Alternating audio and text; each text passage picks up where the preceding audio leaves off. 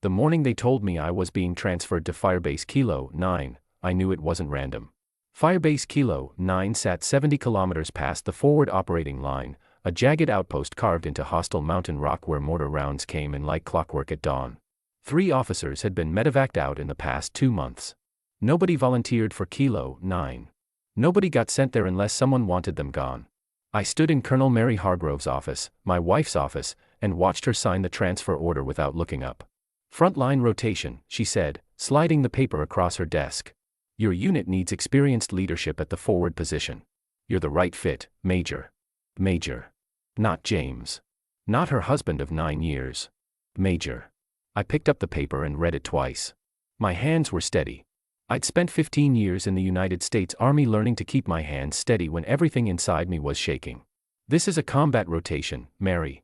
Kilo-9 is actively contested ground." She finally looked up, and what I saw in her face was something I hadn't seen before, or maybe something I'd been refusing to see for a long time. It wasn't indifference. Indifference would have been easier. What I saw was calculation. She'd thought about this. She'd decided this. "Every officer in this theater faces contested ground," she said. "You'll have your orders by 1400. I walked out of her office and into the bright Afghan sunlight, and I thought about the morning 6 weeks earlier when I'd come home to our shared quarters and found a number I didn't recognize in her call log. I thought about how she'd laughed it off, a subordinate, she'd said, logistics issue, nothing significant. I thought about the weekend she'd spent in Kandahar for a command conference that, when I'd casually mentioned it to Colonel Richards from the 3rd Brigade, had drawn a blank stare. Richards hadn't heard of any conference.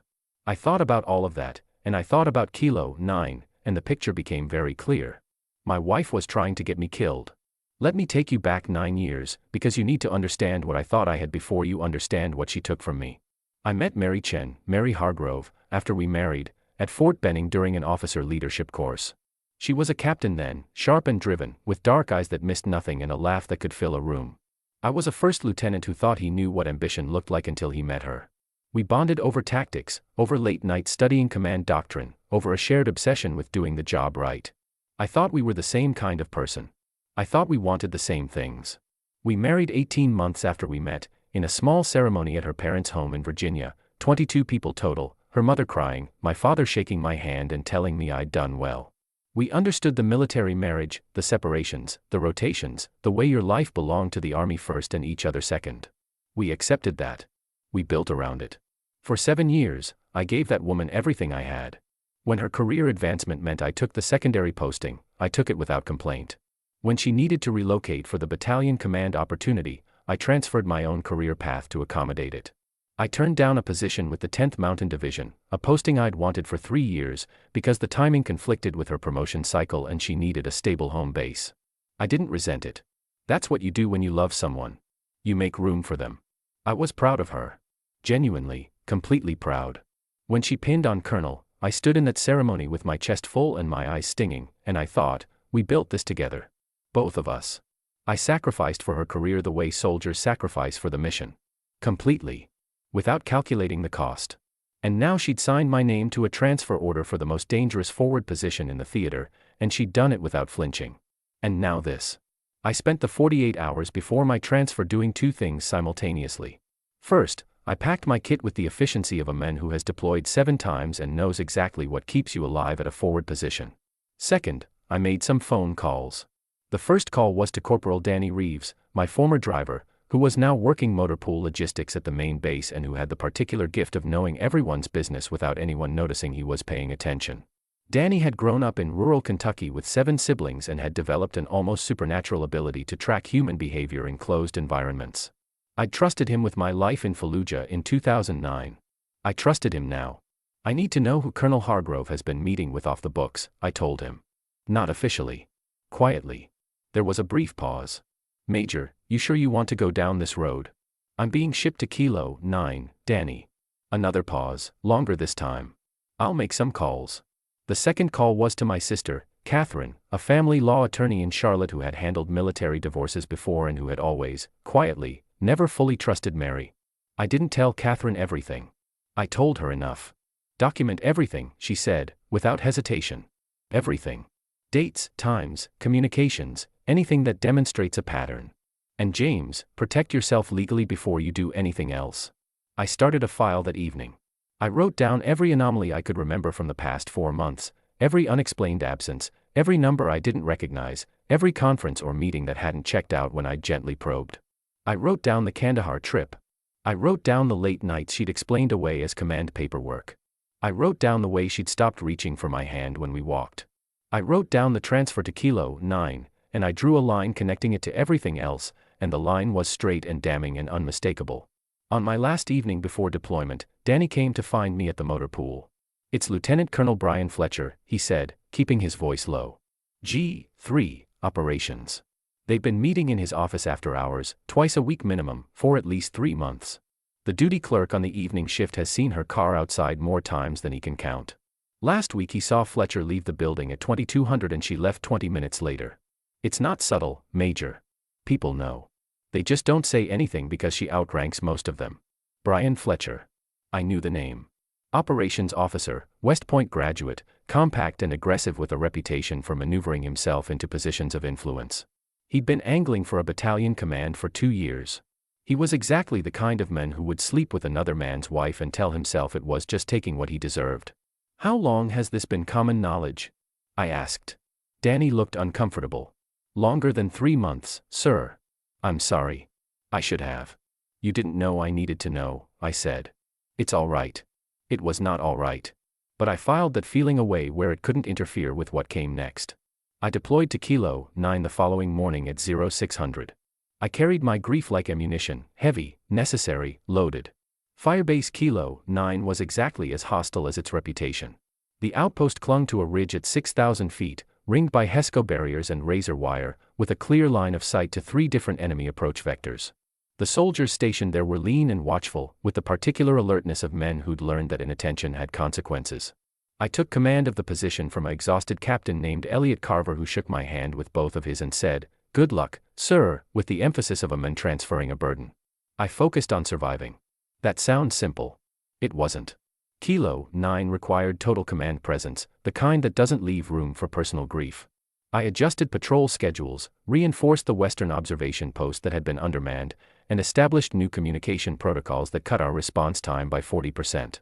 I did the job I was trained to do because doing the job was the only thing that made sense in a world where my wife had tried to exile me to a mountain where people died. But I didn't stop working my other problem. I had my laptop. I had a satellite connection that the previous commander had established for morale communications. I used both. I contacted Captain Kevin Adler, a friend from my Fort Leavenworth days who now worked in the Inspector General's office. I didn't tell him everything yet. I asked him about the process for reporting improper relationships between officers in a chain of command. I asked casually, framed as a general inquiry. He told me everything I needed to know. I emailed Catherine and had her begin pulling financial records from our joint accounts. What she found, after 2 weeks of careful examination, was that Mary had been making cash withdrawals from our joint savings account in irregular amounts over the past 5 months. Not large enough individually to trigger review. Consistent enough in pattern to tell a story. Nearly $11,000 in total, pulled in increments of 400 to 800, always from ATMs off the main base. People don't withdraw $11,000 in cash from a joint account when everything in their marriage is fine. I asked Danny to do something that required more delicacy. I asked him to get me timestamps, official log entries, duty rosters, anything with verifiable dates and times, that would document when Mary and Fletcher had been in the same location after hours. Danny was careful. He worked through people he trusted, collected information that was already technically part of the official record, and sent it to me in installments over 3 weeks. What I built, sitting in a plywood command post on a frozen ridge in Afghanistan, was a file. A comprehensive, organized, cross-referenced file documenting an improper relationship between a colonel and a lieutenant colonel within the same command structure, a relationship that constituted a violation of Article 134 of the Uniform Code of Military Justice, conduct unbecoming an officer, and adultery under military law. I also documented the transfer order. I documented that Mary had signed it personally. I documented that it had come 3 days after I'd made an offhand comment to her about the Kandahar conference that she couldn't explain. I documented that Kilo-9 had seen 3 officer casualties in 2 months. I documented the timeline clearly and let it speak for itself. I didn't send the file yet. Instead, I kept doing my job. And at Kilo-9, doing your job had a way of making you very clear about what mattered. 6 weeks into my rotation, we repelled a significant enemy probe on the western perimeter at 0340. The engagement lasted 90 minutes. My soldiers held the line. When it was over and I was accounting for my people in the cold pre-dawn dark, checking each face, confirming each body present and intact, something settled in me that had been churning since the morning Mary signed that transfer order. I was not going to be erased. I'd been sent here to disappear, into the mission, into the statistics, into a footnote in someone else's career advancement story.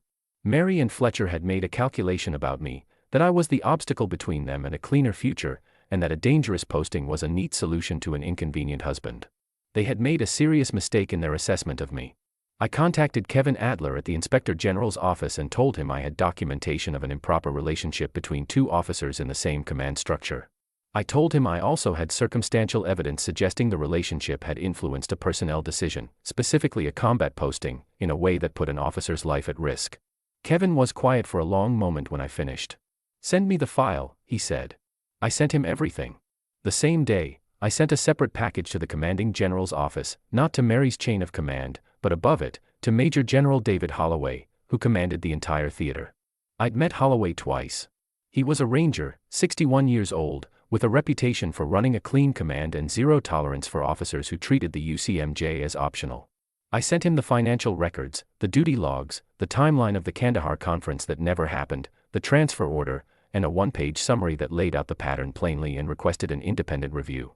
Then I did something that required careful thought, because it had to be precise and it had to be fair, but it also had to be effective. I called Captain Adler back. "Fletcher's wife," I said. "Her name is Christine Fletcher. She's stationed at Fort Bragg. She deserves to know." Kevin was quiet again. "That's not my lane, James." "I know," I said. "I'm not asking you to do it. I'm going to write her a letter. I just wanted to tell someone first."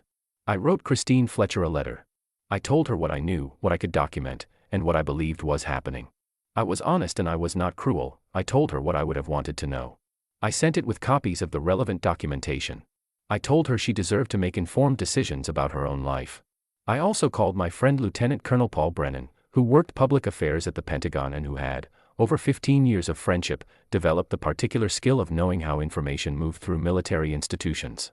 I didn't ask Paul to do anything improper. I simply told him that there was going to be an IG investigation into a command in Afghanistan and that the story involved an officer being sent to a combat hot zone by a spouse conducting an improper relationship, and that he might want to know the name when it became relevant. Paul understood. Paul was very good at his job. I wasn't done yet. The investigation moved faster than I expected, which told me that Kevin Adler had taken it seriously and that Major General Holloway had moved on it with the urgency it deserved. I was still at Kilo-9 when I got word through a back channel that investigators had been asking questions at the main base. Danny confirmed it. 2 officers from the IG's office had arrived on a Tuesday and spent 3 days interviewing personnel, reviewing logs, and pulling communications records. The duty clerk Danny had mentioned, the one who'd seen Fletcher leaving the building late at night, had apparently been very cooperative. Mary apparently didn't know about the investigation until it was already 3 days old. By then, the investigators had already pulled her email communications through the official military server and found what they were looking for. According to what Danny pieced together from second-hand accounts, she'd been called in for a formal interview on a Thursday morning and had come out of it looking like she'd aged 10 years in 2 hours. Fletcher found out the same day. He apparently tried to get ahead of it by requesting a meeting with the theater JAG, the Judge Advocate General, which everyone involved understood as a man trying to negotiate rather than a man with nothing to hide. His wife Christine, I later learned, had received my letter on a Wednesday. She'd called her own attorney by Friday. The momentum of consequence, once started, moves with the same efficiency as a military operation. You identify your objectives, you commit your resources, and you execute. The target rarely sees it coming from all directions simultaneously. I received my recall orders to the main base on a Tuesday, 4 weeks after I'd sent the file to Kevin Adler. The orders were signed by Major General Holloway's executive officer. Not by Mary. When the helicopter lifted off from Kilo-9 at first light, I watched the outpost shrink below me, the HESCO barriers, the sandbags, the western observation post I'd reinforced, the men I was leaving behind who would continue doing the necessary and dangerous work of holding that ridge. I felt something complicated about leaving them. I felt nothing complicated about what I was returning to face. The main base looked exactly the same and felt entirely different. When you know a place's hidden architecture, When you know which doors have been opening after hours and what agreements have been made in the margins of official life, the familiar landscape becomes strange, like a painting where someone has moved every object 2 inches to the left. I went directly to my meeting with Major General Holloway's staff. The investigation had found what I'd documented and considerably more. The communications record from the official server had produced emails that were, according to what Kevin Adler was allowed to tell me, unambiguous in both their personal nature and in at least 2 instances where operational discussions, including personnel decisions, had overlapped with the relationship in ways that raised serious command integrity issues. The Kandahar Conference, specifically, appeared in at least one exchange in a context that made its fictional nature evident. The transfer order to Kilo-9 was being reviewed as a potentially improper personnel action influenced by personal motive. Mary had been relieved of command pending the investigation. She wasn't court-martialed immediately, the military justice system moves deliberately, but she was removed from her position and placed on administrative hold. The silver eagle on her collar still technically existed, but she no longer commanded anything. The office I'd stood in while she signed my transfer order was occupied by someone else. Fletcher was facing his own proceedings. His request to meet with the JAG had not helped him the way he'd apparently hoped. It had instead established that he was aware he'd done something requiring legal navigation, which was not the posture of an innocent man. When I walked across the base that first day back, I noticed something that would have been invisible to me 2 months earlier. People looked at me differently. Not with pity, that would have been unbearable, but with something closer to respect. The kind that comes when people watch someone handle an impossible situation without breaking and without hiding. Danny had mentioned, in his last email, that people knew the story. That the duty clerk had talked. That the IG investigators had asked questions of enough people that the outline of what had happened had become generally understood. My wife had sent me to Kilo-9 to get me out of her way. Instead, I'd spent my time there building a case that had dismantled everything she'd built. There's a particular poetic geometry to that which I didn't feel like appreciating yet. I was still too angry and too tired and too much in the business of what came next. I filed for divorce through Catherine 3 days after I returned to the main base. Catherine had the paperwork ready. She'd been preparing it for 2 months at my request, waiting only for my return and my word to proceed. Given the circumstances, including the documented financial withdrawals from our joint accounts, Catherine was confident about the terms. Mary received the papers on a Thursday. I know what day it was because Danny told me that she'd been seen in the common area that afternoon looking at her phone with an expression he described as, like someone had pulled the ground out from under her. She'd known the divorce was coming. She wasn't naive about the math, but there's a difference between knowing something is coming and having it arrive. She tried to reach me twice that evening. I didn't answer. I had nothing left to say to her that needed to be said through a phone. Anything that needed to be said would be said through attorneys and official proceedings, which is the appropriate venue for people who treat their marriage as a strategic obstacle to be managed. She sent a text message at 22:47 that read, "We should talk. Please. This isn't what it looks like. 9 years. 15 years of military service. A career redirect I'd made for her. A posting I'd given up. A position on a lethal forward base she'd put me in because I was inconvenient to her plans." I looked at the message. I put the phone face down on my bunk. I slept better than I had in months. The formal separation of command, the IG findings, and the administrative proceedings took another 6 weeks to move through the system. I won't pretend the process was clean or simple. Military investigations rarely are, and there were days when the bureaucratic machinery of it ground slowly enough that I had to deliberately remind myself that slow and thorough was better than fast and incomplete. But it moved in the right direction. The IG's final report confirmed improper conduct between Colonel Hargrove and Lieutenant Colonel Fletcher, confirmed that a command relationship had existed between their positions that made the relationship a violation of fraternization policy, and noted that at least one personnel decision, my transfer to Firebase Kilo-9, had been made in circumstances that suggested conflict of interest. The report stopped short of characterizing the transfer as deliberate endangerment, which was the lawyer's careful way of acknowledging what everyone actually understood. The words on paper were measured. The implications were not. Mary was recommended for reduction in grade and forced retirement. She would lose the colonel's rank she'd spent 15 years building. She would leave the Army not as a respected commander but as an officer whose record carried an IG finding and an administrative action. Fletcher was separated from service.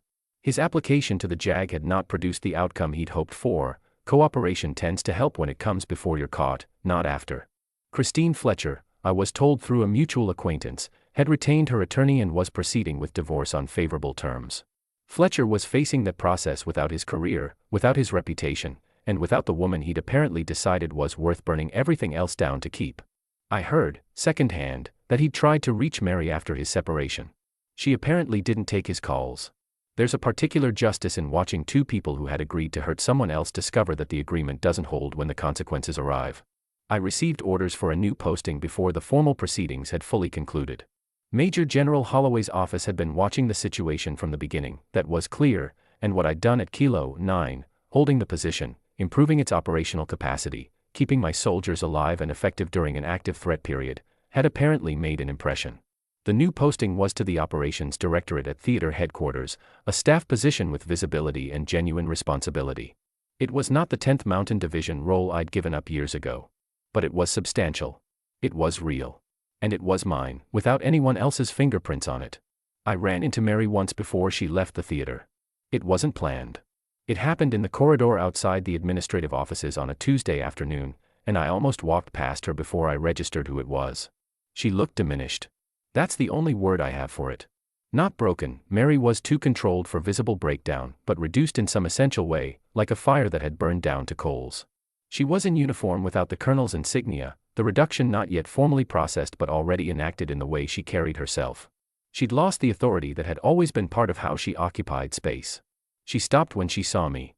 I stopped too, because walking away felt like the same kind of avoidance I wasn't interested in anymore. "James," she said. I looked at her for a moment. This woman I'd married in her parents' backyard with 22 people watching. This woman I'd transferred my career for. This woman who'd put my name on a transfer order for a firebase where officers came home in medevac aircraft. "Colonel," I said, and then corrected myself deliberately. "Mary." She opened her mouth. I could see her trying to find the architecture of an explanation, trying to build something out of the rubble of what she'd done that would constitute a justification. I recognized the effort because I knew her, or had known her, well enough to see the machinery working. "I'm sorry," she said. It came out flat. Not because she wasn't feeling something. I think she was, but because sorry was the only available word and it didn't come close to covering the territory. "I know you are," I said. "You're sorry it went this way. That's different from being sorry for what you did." She didn't answer. There wasn't a good answer for that. "You signed that order knowing what Kilo-9 was," I said. I kept my voice even. I'd had months to decide what I'd say if this moment came, and I decided to say it plainly rather than with rage, because rage would have given her something to push against and she didn't deserve that dignity. "You decided our marriage was a problem that a dangerous posting could solve. That's who you turned yourself into. I need you to know that I know that." "It wasn't," she started. "Don't," I said. Not loudly. Just clearly. She stopped. "I hope you find something worth building," I said. "I genuinely do. But you won't build it here, and you won't build it with me, and Fletcher is not going to help you build it either, you've already found that out. So I hope somewhere down the line you figure out who you actually are when you're not climbing." I walked past her and I didn't look back. Not because I was performing closure, I wasn't. I didn't look back because there was nothing behind me that I needed. That was the last conversation we ever had. 3 years later, I sat in a briefing room at Fort Campbell, Kentucky, as the newly promoted Lieutenant Colonel James Hargrove. I'd kept the name. Changing it felt like it would give her too much real estate in my personal history, briefing the division commander on a counterterrorism operational framework I'd spent 14 months developing at theater headquarters. The room was full of colonels and one general. I stood at the front of it and I presented the framework clearly and with total command confidence, because I'd built the thing from the ground up and I knew every number, every assumption, every anticipated objection. When General Morris, 2 stars, 12 combat deployments, a man who interrupted briefings when they wasted his time, asked me a sharp question about resource allocation in Phase 3, I answered it without hesitation and watched him nod with the particular satisfaction of a commander whose question has been taken seriously and answered well. After the briefing, Colonel Richardson pulled me aside and told me that my name was being put forward for a battalion command opportunity. A real one, not a placeholder, not a lateral move, but a line battalion in a combat arms unit. I shook his hand and thanked him with the correct amount of measured professionalism and then walked outside into the Kentucky afternoon and stood in the parking lot for a moment by myself. The battalion command. The thing that had been quietly rerouted by marriage decisions and career accommodations and a woman who decided I was expendable. It had taken a different path to get here, through Kilo-9 and an IG investigation and a divorce and 3 years of doing the work at a level that didn't require anyone else's endorsement. But it had gotten here. I thought about Mary briefly, not with bitterness, which surprised me, and not with longing, which didn't surprise me at all. I thought about her the way you think about a closed chapter. Its shape was still visible, but you were done reading it. I'd heard, through the loose network of mutual acquaintances that outlasts even the most thorough separations, that she was living in Virginia, working as a defense contractor in some advisory capacity, the kind of civilian-adjacent military work that absorbs retired officers who leave under complicated circumstances. She was single. She wasn't Fletcher's problem anymore either. That situation had apparently lasted about 6 months past his separation before it collapsed under the weight of two people who'd only been unified by a shared deception. I didn't feel satisfaction about that. I'd expected to, and the absence of it was interesting. What I felt was something closer to the absence of feeling, a kind of clean indifference, like clearing a room until only the useful furniture remained. I thought about what she'd lost. The rank. The command. The career she'd spent 15 years constructing with genuine talent and drive that she'd ultimately chosen to apply toward the wrong ends.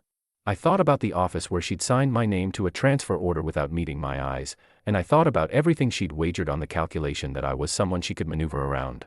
The calculation had been wrong. That was all. It was just wrong. The battalion command was confirmed 4 months later. I stood in the ceremony at Fort Campbell on a cool October morning, my family present, my parents, my sister Catherine, my brother-in-law, my niece who was 6 and couldn't stop fidgeting, and I thought about the last ceremony I'd stood in, 9 years earlier, watching someone else receive the thing they'd earned. This time it was mine. Catherine stood next to me after it was over, while my niece ran in circles around our legs, and she said, "You know what I keep thinking about." "What?"